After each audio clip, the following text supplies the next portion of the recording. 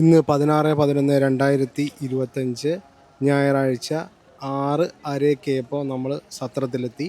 സത്രം എന്ന് പറഞ്ഞാൽ വണ്ടിപ്പെരിയാർ മഞ്ഞുമല സത്രം. സത്രത്തിൽ വന്നു കഴിഞ്ഞാൽ നമ്മുടെ ദേവസ്വം ബോർഡിൻ്റെ തിരുവിതാംകൂർ ദേവസ്വം ബോർഡിൻ്റെ ഒരു മുരുകൻ്റെ അമ്പലമുണ്ട്. മുരുകൻ്റെ അമ്പലത്തിൻ്റെ തൊട്ടടുത്ത് തന്നെ നമുക്കൊരു പാർക്കിംഗ് ഗ്രൗണ്ടുണ്ട്.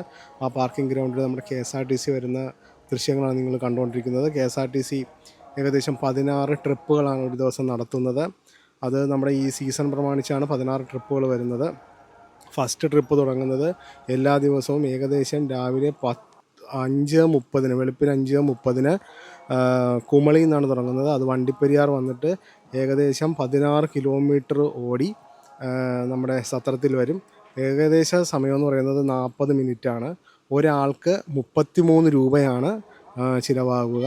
അപ്പോൾ നമ്മൾ പിന്നെ രാവിലെ പുറപ്പെട്ടു, അഴുതയിൽ കയറി, കാളകെട്ടി കയറി, അവിടുന്ന് നമ്മൾ നേരെ സത്രത്തിൽ വന്നതാണ്. നമ്മുടെ വണ്ടിക്ക് തന്നെയാണ് വന്നത്.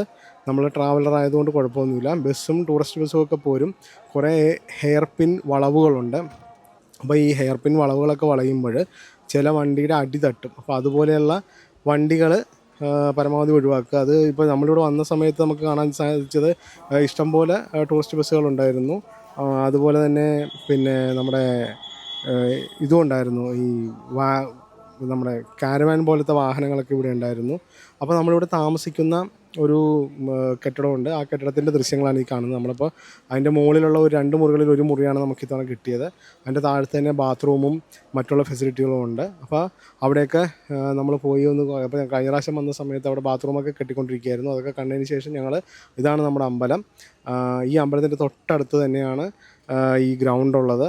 ഈ അമ്പലമാണ് നമ്മുടെ തിരുവിതാംകൂർ ദേവസ്വം ബോർഡിൻ്റെ മുരുകൻ്റെ അമ്പലമാണ് ആ കാണുന്നത്.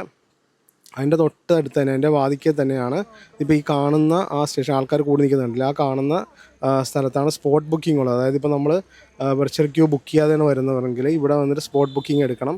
ആധാർ കാർഡ് വേണം, അതല്ലെങ്കിൽ അതുമായിട്ട് ബന്ധപ്പെട്ട ഏതെങ്കിലും ഒരു ID വേണം. അത് കൊടുത്തു കഴിഞ്ഞാൽ അവർ സ്പോട്ട് ബുക്ക് ചെയ്ത് തരും.